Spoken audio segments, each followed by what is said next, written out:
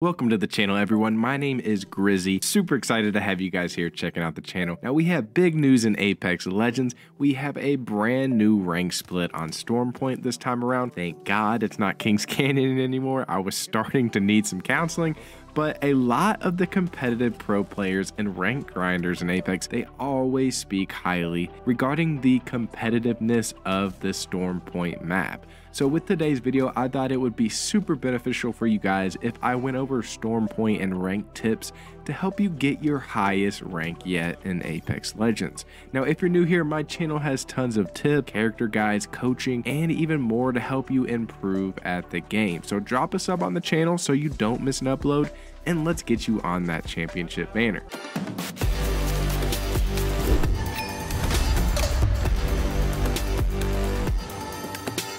First and foremost, I want to give you all ideas on which legends to play and pair together for Stormpoint, because there are definitely legends that fare far better on this gigantic map than say a map like Kings Canyon. Now, Stormpoint is a map that has massive hills, mountains, and insane high ground with wide open areas. So one of my first recommendations for legends to try for ranked on Stormpoint is actually Ashe. Ashe has tons of utility on Stormpoint because there's going to be times where you need to quickly push your entire team to high ground, and Ashe's teleport is immediate and not limited by height restrictions. Trust me, some legends exceed expectations and are much better on different maps, and Ashe is the perfect example. Abuse her ability to traverse your entire team across the map for safe escapes, or take height over enemies to punish teams. Also, make sure to use her passive ability that is actually super underrated to spot death boxes on the map to prepare for taking third-party fights or knowing exactly which way to rotate safely in your game. Similar to Ashe, Valkyrie is going to be incredibly important on this map due to her ability to rotate the team. Not to mention, we haven't experienced ranked on Stormpoint yet with the new ring changes. If you land on one side of the map, you're gonna have such a long and tough journey just to get into zone, and your team will be poorly looted because you'll have spent your entire time running from that zone. Now, Valkyrie is going to be even more useful to your squad to help you and your team to rotate throughout the map, and you can use her ultimate to escape when too many teams are in the area and you just need to get away safely. So I highly recommend both Ashe and Valk, at least one of these legends, to be on your team for mobility on Stormpoint. You're going to want to pair Ashe or Valk with some legends that can provide some other useful team utility, and I highly recommend using Newcastle or Gibby as your anchor, and then either a recon legend or another offensive or utility legend in that flex spot. Newcastle or Gibby as your anchor can help hold your team together, and these legends are exceptional at poking or dishing out damage from far out with snipers. This is very big on Stormpoint, is holding that ground, being able to do poke damage, Gibby with his arm shield, and Newcastle with his shield as well. Very good legends with snipers. Then lastly, round out your team with a valuable recon legend like Seer, Crypto, Bloodhound, or you could decide to go to a more aggro route with offensive legends such as Horizon or Fuse, etc. An offensive team composition looks something like an Ashe, Horizon, and Bloodhound on Stormpoint.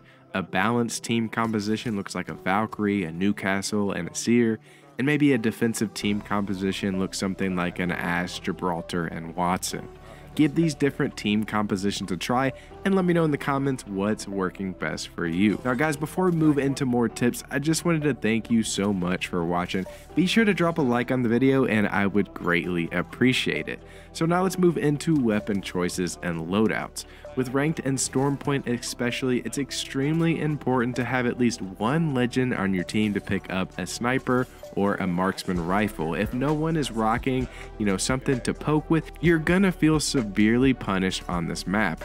One of the major benefits to having someone who can poke from long range is actually leveling up Evo armors. Not all games you're going to land on 3 purple armors, and although I'm not the biggest fan of the charge rifle is exceptional at leveling up armors, and your team can trade those armors with each other to allow for the sniping player to level up each person's armor. Sniping at other teams can establish you in a particular position, it can show your presence and prevent teams from just full sending on your position and keep them at bay while you try and hold them off for endgame. Sniping can also help you to dwindle down enemy resources and heals for late game, and like we said earlier, if you get a big knock on someone even from range, Ash can even help you push from great distances to close in on that kill. Just don't give up prime positioning or get greedy for those kills.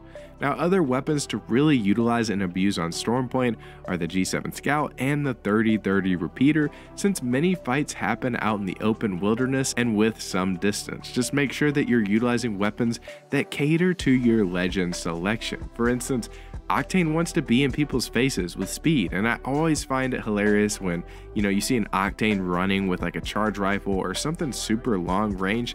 That just makes no sense to me. The offensive legends in your team can run assault rifles and shotties or SMGs, and then the anchor can rock a single shot ranged marksman or sniper, and the utility legend can have a little bit more flexibility. Now last up, let's talk landing locations and rotations. As soon as you drop in game, you need to immediately open up your map and start talking rotations with your team members on that route that you want to take and those prime spots in the next circle. A large part of your decision making needs to be where you saw other teams land as well. If someone landed close, do you have time to fight them in a fair 3v3?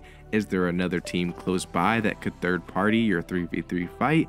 Do you have a long rotation or a short rotation? If the rotation is far, you honestly want to worry more about the actual rotation than forcing that fight to start the game.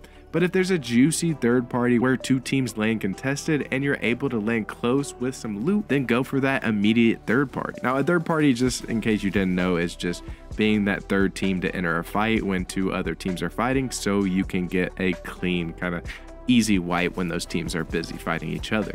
Now, the best places to land, I think, for good loot are the Down Beast, is my first mention. It's the newest POI that was added to Stormpoint in Season 13. The only problem with this area is it does usually attract multiple squads, so just keep an eye out. If this place isn't being contested, or maybe if only one other team is landing there, then you can take that challenge and you can try to take over that spot. There is plenty of room for 2 teams. Now, when landing there, you should start looting inside the cave underneath the Down Beast, as it's packed with high tier loot. You'll also find multiple Evo shields inside the cave. It's ideal for high level armors and attachments right under that Down Beast.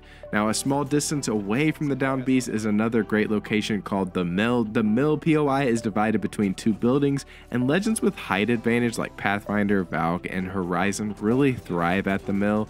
And if you're fighting there, then make sure you try and control that high ground. Also, when you're starting to loot immediately at the Mill, you can usually find high level armors and great weapons in those middle bins between the 2 buildings.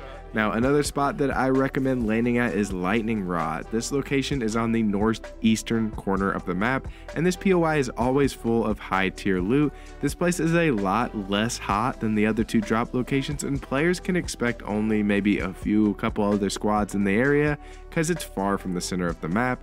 Now, Lightning Rod has loot scattered across the entire POI. There's also a gravity cannon close by to initiate rotations quickly, and there's also that IMC armory located south of the POI, so utilize that for attachments if needed. So there you guys go, that is my Stormpoint ranked guide. If you have any tips that you have found while playing this map, then make sure to leave them in the comments below. Also, comment what rank you're shooting for this split. Guys, good luck in your games out there, and if you want to master Loba in your games, then be sure to check out this video next. Alright guys, good luck in your games. I'll see you in the next video. Peace.